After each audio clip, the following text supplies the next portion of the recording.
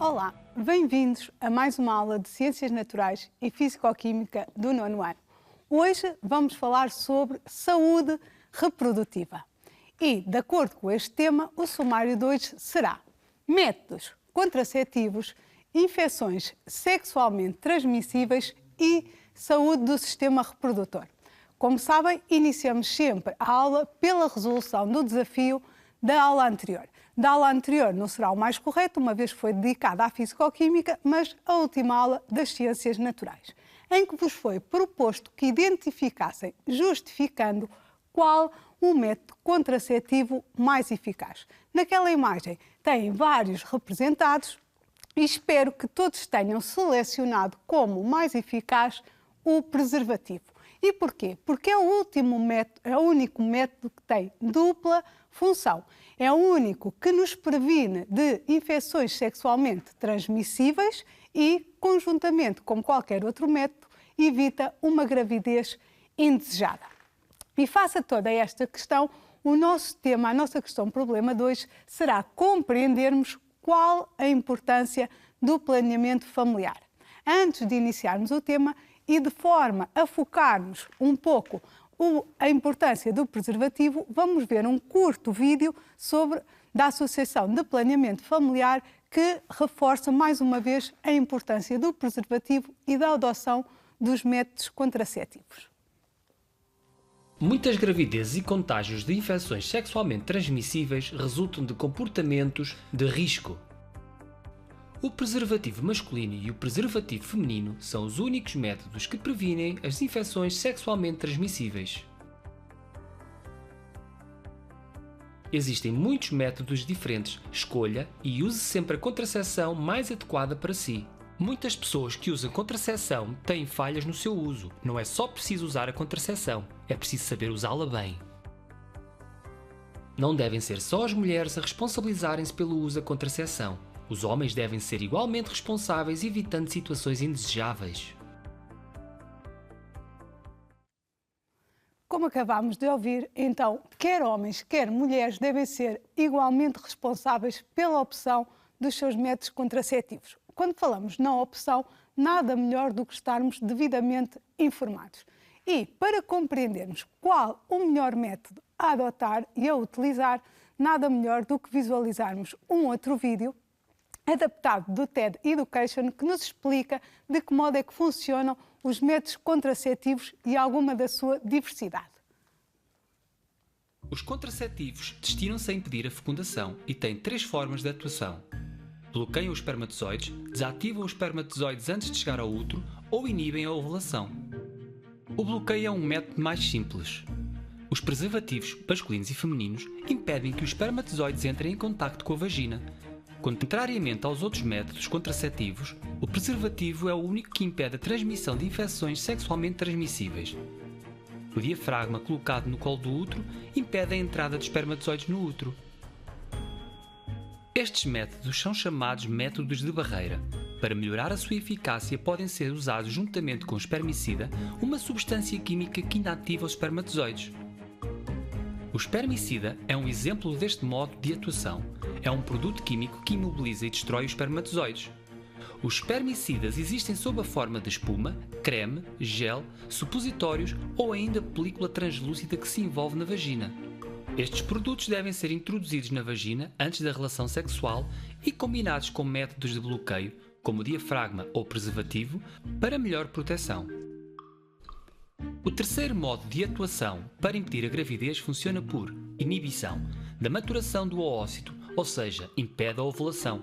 Se não houver nenhum oócito 2 na trompa de Falópio, não ocorre fecundação. Os contraceptivos hormonais, incluindo a pílula, o adesivo, a injeção e o anel vaginal, libertam diversas combinações de progesterona e estrogénios. Esta mistura de hormonas impede a ovulação, mantendo o oócito 2 imaturo no ovário. A progesterona sintética também tem uma função de bloqueio, uma vez que torna o muco cervical demasiado espesso e viscoso, dificultando a mobilidade dos espermatozoides.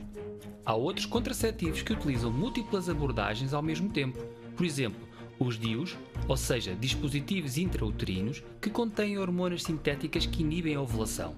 Alguns têm cobre, que desativam os espermatozoides e dificultam a nidação. Bloquear, desativar ou inibir? Qual é a melhor estratégia? Há diferenças. Muitas delas estão relacionadas com a vantagem ou facilidade de usar cada contraceptivo corretamente. Por exemplo, os preservativos masculinos seriam 98% eficazes se utilizados corretamente. Esses 98% significam que, se 100 casais usassem preservativo corretamente durante um ano, 2 mulheres ficavam grávidas. Mas nem todos os usam corretamente, por isso, na prática, a eficácia é de 82%.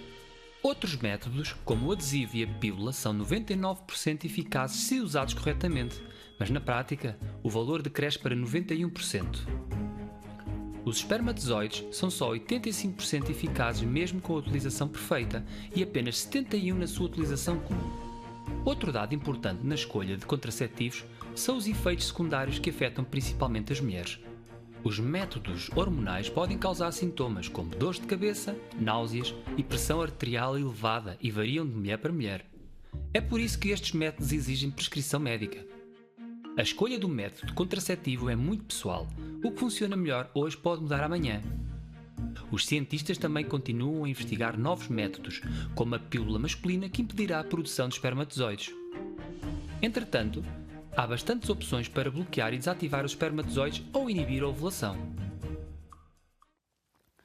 Através deste vídeo, conseguimos perceber que há 3 modos de impedir a ovulação, ou por bloqueio, desativação ou inibição. Antes de reforçarmos e recapitularmos todos os métodos que foram apresentados na visualização, referir apenas um pequeno lapso que houve na tradução e que depois pode induzir em erro. Na representação, na esquematização, aparece de forma correta. Quando se fala no espermicida, na linguagem falou-se em espermatozoide. Estamos a falar de um método e falávamos da eficácia do espermicida. Só retificar esse pequeno pormenor. Relativamente à classificação dos métodos contraceptivos e face àquilo que foi apresentado, nós podemos classificá-los em 3 modos: métodos barreira, hormonais e cirúrgicos. Os cirúrgicos não foram apresentados no vídeo e já vamos ver o porquê, tendo em conta o seu modo de atuação. Relativamente aos métodos de barreira, são métodos que bloqueiam a passagem dos espermatozoides. E temos como exemplos o preservativo, que é dos mais aconselhável, quando utilizado sempre corretamente, como é óbvio. No vídeo falou-se no preservativo masculino e no feminino. O preservativo deve ser colocado sempre no pênis quando a ereção. Quando da ejaculação, o esperma fica no reservatório, impedindo a mistura dos fluidos sexuais, evitando assim uma infecção sexualmente transmissível. Para além do preservativo, temos o diafragma e o espermicida. O diafragma e o espermicida são métodos que têm uma eficácia muito baixa e que devem sempre ser conjugados com outros.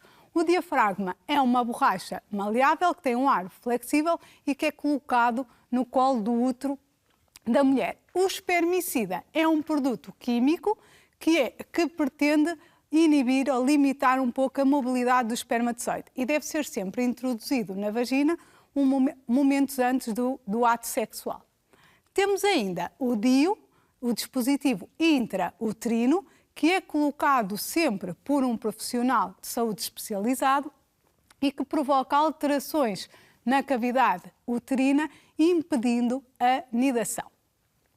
Há vários tipos de DIUs, não vamos agora focar, pelo que, dependendo da característica de cada mulher, a sua própria durabilidade também é diferente. Relativamente aos métodos hormonais, estes inibem a ovulação e, como o próprio nome indica, se são hormonais, são métodos em que há a administração de hormonas sexuais sintéticas, preferencialmente hormonas sexuais femininas. No vídeo estão a realizar-se estudos para se produzir uma pílula masculina, mas ainda não está disponível no mercado, por isso vamos apenas focar-nos nos métodos contraceptivos hormonais do sexo feminino. Então, se as pílulas dizem respeito à administração de hormonas sintéticas, de que forma é que elas vão atuar? Elas vão inibir a produção de FSH, o que vai impedir o amadurecimento dos folículos e, consequentemente, impedir a ovulação. Temos então a pílula. A pílula é um método que deve ser sempre prescrito de acordo com o médico e face à condição de cada mulher, varia de caso para caso, até porque a combinação de hormonas sintéticas difere de acordo com o início dessa mesma toma. Depois temos também o implante, o adesivo e o anel vaginal. O implante também deve ser administrado, pode ser utilizado, é colocado no antebraço, também por um profissional de saúde e tem a durabilidade de 3 anos. O adesivo e o anel vaginal diferem da pílula, embora funcionem da mesma forma, porque são por administração cutânea. O adesivo é colocado nas costas ou nas nádegas, enquanto o anel vaginal é colocado na vagina. E porquê é que digo que tem uma toma semelhante à pílula? Quer a pílula, o adesivo vaginal e o anel vaginal devem ser utilizados durante 3 semanas, depois interrompe uma semana, durante essa semana ocorre o fluxo menstrual e depois reinicia-se novamente todo o processo. A grande vantagem do adesivo e do anel vaginal é que durante essas 3 semanas em que se é colocado, dependendo da situação, há sempre a administração das hormonas sintéticas via cutânea sem estar dependente de algum esquecimento. A pílula exige que todos os dias sejam tomada diariamente e o esquecimento pode comprometer toda a sua eficácia. Por último, só referir a injeção. A injeção também é um método que tem que ser administrado por um profissional de saúde. Agora, relativamente aos métodos cirúrgicos que não foram focados no vídeo. Os métodos cirúrgicos são métodos que não podem ser efetuados muito cedo. Normalmente só são aconselhados a casais que já não pretendem mesmo ter filhos, uma vez que eles obstruem as vias genitais. No caso do sexo masculino, há obstrução dos canais deferentes, e no sexo feminino há obstrução das trompas de falópio. Ou o processo relacionado com o sexo masculino, nós damos o nome de vasectomia, enquanto que ao sexo feminino falamos na laqueação de trompas. Importa referir e focar que, na adolescência, os métodos mais aconselhados são o preservativo e a pílula.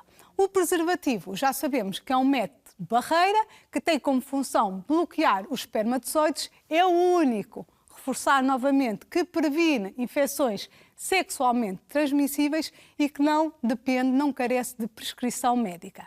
Já a pílula é um método hormonal, inibe a ovulação, não previne das infecções sexualmente transmissíveis e exige prescrição médica. Mais uma vez, estamos sempre aqui a focar-nos nas infecções sexualmente transmissíveis e na importância da sua prevenção. Falta-nos, contudo, compreender o que são, afinal, infecções sexualmente transmissíveis. De modo a compreendermos e respondermos a esta questão, vamos ver um curto vídeo da Direção-Geral de Saúde que explica isso mesmo.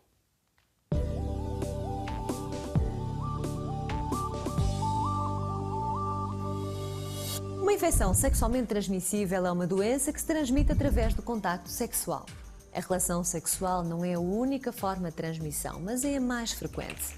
A vagina, o pênis, o ânus e a boca são locais onde os micro-organismos que transmitem as infecções sexualmente transmissíveis se reproduzem com mais facilidade. Antigamente, estas doenças eram designadas por doenças venéreas, visto que Vênus era o nome de uma deusa grega conhecida como a deusa do amor.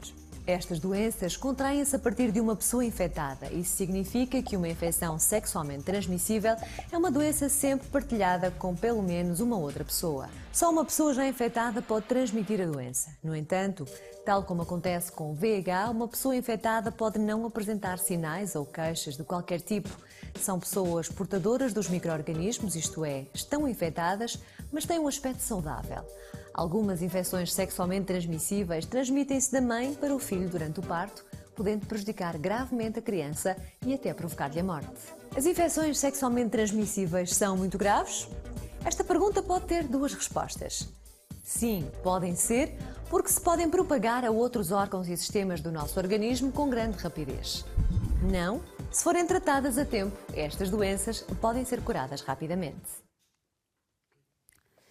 As infecções sexualmente transmissíveis têm uma elevada probabilidade de serem transmitidas, como acabámos de observar, através de relações sexuais. Isto porque os agentes infecciosos encontram-se nos fluidos sexuais. Contudo, também podemos encontrar agentes infecciosos destas infecções no sangue, pelo que é extremamente importante algum cuidado e evitar a transmissão a partilha de objetos contaminados com sangue de pessoas infectadas. Referi também, quando falamos em agentes infecciosos, eles podem ser bactérias ou vírus. As bactérias podem ser responsáveis, diferentes bactérias, pela clamídia, pela gonorreia e sífilis. São infecções sexualmente transmissíveis, todas elas afetadas por bactérias. Ao nível dos vírus, temos o caso do cancro do colo do útero, que já falámos em algumas aulas, que é transmitido através de um dos vírus do papiloma humano, o herpes genital, a sida, através do vírus da imunodeficiência adquirida e a hepatite B. Não vamos agora focar exaustivamente quais as causas e os sintomas de cada uma destas infecções, só terem a percepção que as infecções sexualmente transmissíveis, maioritariamente, como foi focado no vídeo, são assintomáticas. O que é que isto significa? Que nos primeiros estádios não demonstram quaisquer sintomas e a pessoa pode ser portadora da infecção, da doença, contaminar outros indivíduos sem ter qualquer tipo de percepção. O ideal e a única forma de se perceber se realmente contraímos alguma infecção ou não, se somos portadores, é através da realização de exames médicos. Referir também que estas infecções podem causar esterilidade, podem aumentar a infertilidade e podem criar lesões ao nível do sistema reprodutor. E é sobre isso que vamos falar agora um pouco, de algumas das lesões, de algumas das doenças que estão associadas ao sistema reprodutor. E vamos começar pelo sistema reprodutor masculino. Uma das doenças é a criptocardia. Os nomes podem ser complexos, mas depois de explicados é fácil de perceber. A criptocardia diz respeito a uma dificuldade em o testículo descer para o escroto e o que causa um aumento da temperatura corporal, dificultando assim a produção de espermatozoides. Como falámos quando da morfologia do sistema reprodutor masculino, os espermatozoides só se produzem a uma temperatura de 2 graus abaixo da temperatura corporal, por volta dos 35 graus, o que explica o facto dos testículos estarem alojados fora da cavidade abdominal. Referir ainda que, neste caso, quando a temperatura aumenta, vai impedir a produção de espermatozoides, contudo, a secreção de testosterona não é afetada, uma vez que esta hormona sexual masculina está dependente do bom funcionamento do complexo hipotálamo-hipófise. Só se existir algum distúrbio, alguma anomalia no complexo hipotálamo-hipófise é que a produção de testosterona pode ficar comprometida. E ao ser comprometida, não se manifesta o desenvolvimento dos caracteres sexuais secundários. Ou pelo facto do complexo hipotálamo-hipófise ficar inibido, ou pelo facto das células de Leydig dos testículos também serem comprometidas. Como nós também focámos, são as células de Leydig que são estimuladas pela hormona LH e que vai induzir à produção de testosterona. Agora, temos também, pode-se manifestar uma disfunção erétil. Uma disfunção erétil é nada mais do que uma dificuldade em iniciar ou em manter a ereção.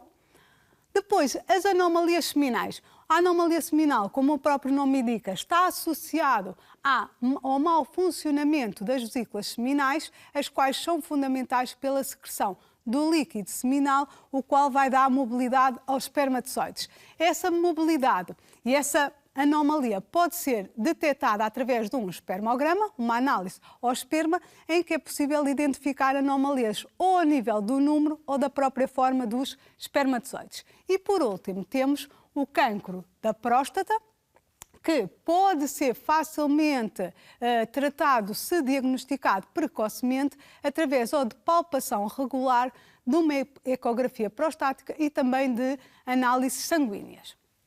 Ao nível do sistema reprodutor feminino, temos a síndrome dos ovários policísticos, que, como o próprio nome indica, deve-se à formação de cistos ou quistos, que são bolsas cheias de líquido que impedem o amadurecimento dos folículos e impedindo assim a ovulação.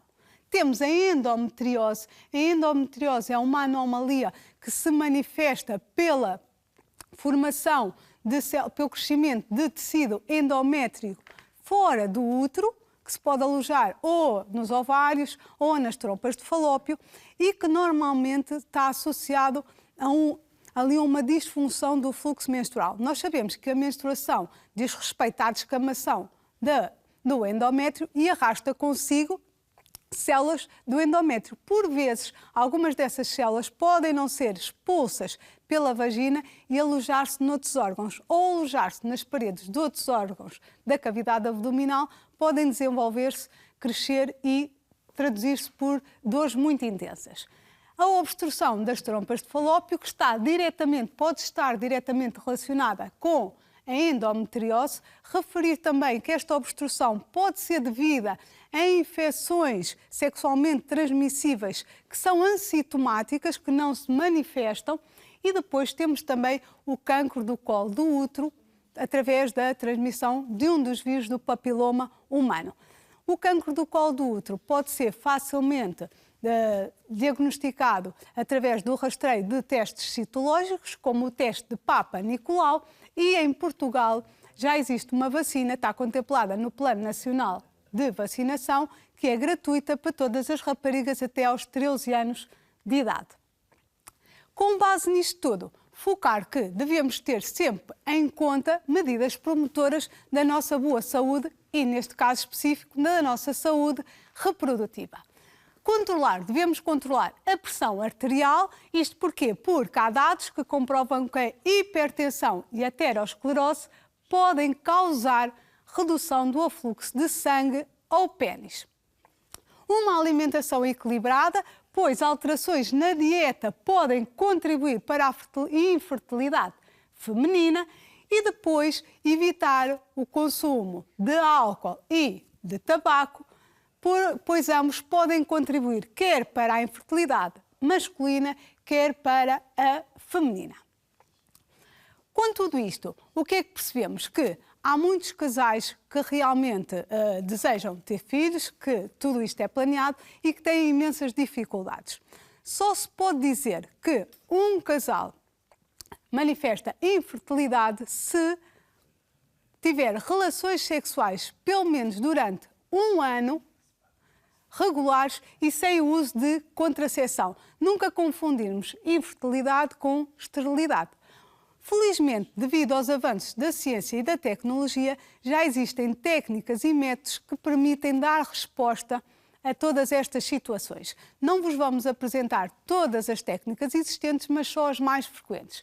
Uma das técnicas possível de realizar é a inseminação artificial, que consiste através de um catéter, da colocação de esperma do parceiro sexual ou de um dador na cavidade uterina. Normalmente esta técnica utiliza-se quando o esperma tem uma quantidade insuficiente de espermatozoides ou quando há alguma incompatibilidade entre o esperma e o muco cervical, entre outras causas. Temos também a fertilização in vitro. Como o próprio nome indica, fertilização está associada a permitir uma fecundação fora do corpo da mulher. Nesta situação, normalmente está associada à obstrução das trompas de falópio e o que é que se executa? Vai-se estimular os ovários de modo a produzirem vários oócitos 2, os quais depois são removidos por aspiração folicular. Depois dessa remoção, são separados e colocados em meios de cultura, devidamente esterilizados, conjuntamente com o esperma do dador ou do receptor, para que se promover a fecundação. Quando ocorre a fecundação e se formam os embriões, depois serão implantados no na cavidade uterina. Muitas das vezes associadas à fertilização in vitro, temos uma outra técnica, que é a injeção intracitoplasmática do espermatozoide, que consiste nada mais do que a introdução do espermatozoide no citoplasma do oócito 2. Um espermatozoide vive para certificar que a fecundação decorre. Temos ainda, durante todo o período de gestação, já é possível fazer um exame, a amniocintese, que normalmente, preferencialmente, é realizado entre a 16ª e a 18ª semana, que consiste, com o auxílio de um aparelho de ultrassons, de uma ecografia, através de uma seringa de aspiração, retira-se uma porção do líquido amniótico, o qual contém células que depois vão para a análise e permite identificar possíveis anomalias genéticas. Como percebemos, a ciência e a tecnologia estão sempre em constante avanço e hoje em dia já existem outras técnicas que não vamos agora focar para além da amniocintese. Hoje vamos já colocar-vos o desafio e só depois é que vamos resolver umas questões de validação. O que é que pretendemos? Estamos aqui a falar de gravidez planeada e uma das coisas, quando finalmente o casal consegue ter um filho, gosta sempre de saber qual o género da criança. Então, aquilo que vos propomos é que identifiquem qual a célula sexual responsável por determinar o género da criança. Se essa responsabilidade é dada ao espermatozoide ou ao oócito 2. E então, agora sim, para terminarmos, vamos validar os nossos conhecimentos. Temos 2 exercícios, um relativo aos métodos contraceptivos e outro às doenças do sistema reprodutor. Vamos começar. Então, primeiro exercício. A utilização de um contraceptivo deve ser sempre aconselhada por um profissional de saúde.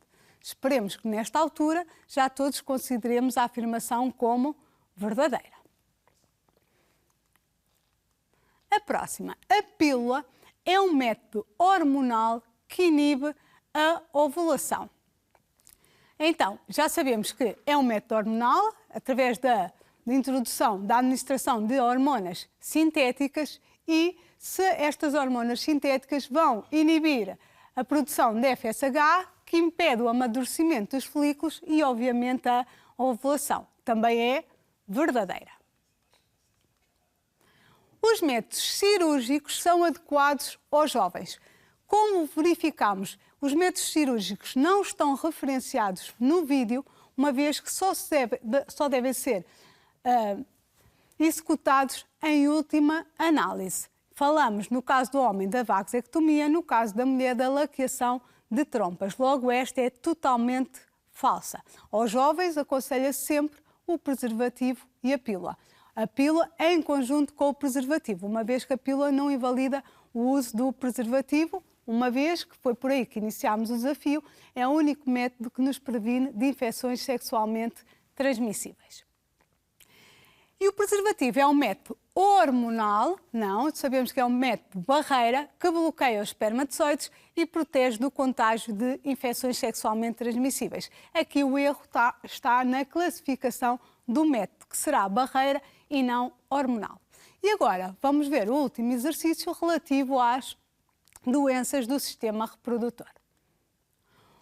O vírus da imunodeficiência adquirida transmite-se através de relações sexuais desprotegidas.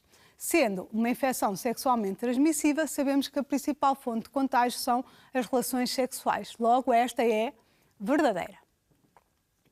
A sífilis e a hepatite B são provocadas por um vírus e transmitem-se por via sexual. Não será por um vírus, mas sim por bactérias. Logo, é falsa. O teste de Papa Nicolau é fundamental no rastreio do cancro do colo do útero. Esta é verdadeira. E, por último, o cancro da próstata pode ser, está aqui um lápis, pode ser transmitido sexualmente. Não, o cancro da próstata não é uma infecção sexualmente transmissível e, como referi, pode ser facilmente diagnosticado e, quando diagnosticado precocemente, também é facilmente tratado. Hoje a nossa aula foi dedicada à saúde reprodutiva. Fiquem bem e até uma próxima sessão.